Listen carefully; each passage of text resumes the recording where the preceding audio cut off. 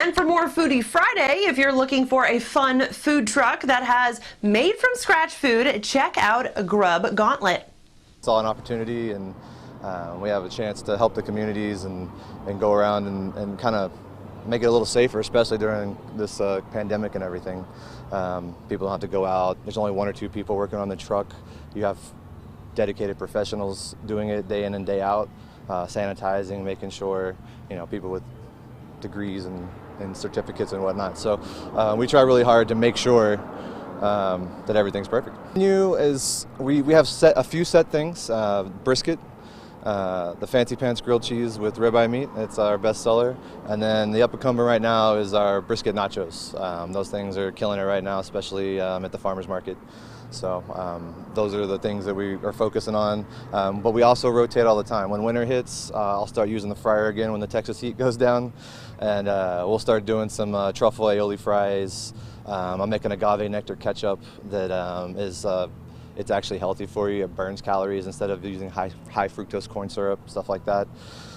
So the menu is always kind of rotating. We have our 3 or 4 set menu items, our tacos and stuff like that. But the main reason I got into this is because I was tired of, I don't want to call it mailing in food, but being a postal worker at some awesome chains that I worked at. But I want to be able to switch it up. I want to give the people what they want, and just make something different every day if I can, keep the creative juices going. Many years of training at several different places, studying, learning different ways to eliminate moisture, make food last longer, keep the quality high.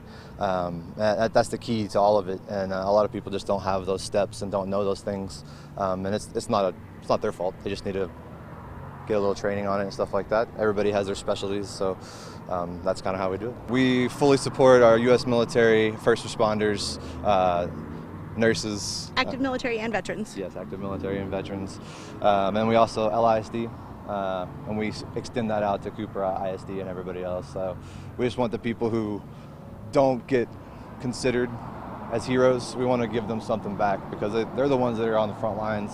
Right now, especially during the pandemic, the nurses, the doctors, now the teachers, all those people just need a little help. And obviously, we started that deal before the pandemic, and it plays in it helps a lot. But we're never going to stop that. It's always going to be 20% off for those people. Every Saturday, we're out at the Wolfers Farm and Market. What's their names out there? Jeff and Mariah run that, and they're wonderful people. If you all have a chance, definitely go out there. There's a lot of great vendors.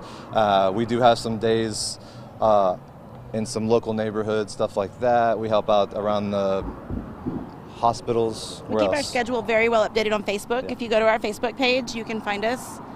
And then we're also available for parties, weddings, private events, if you want to hire us for catering.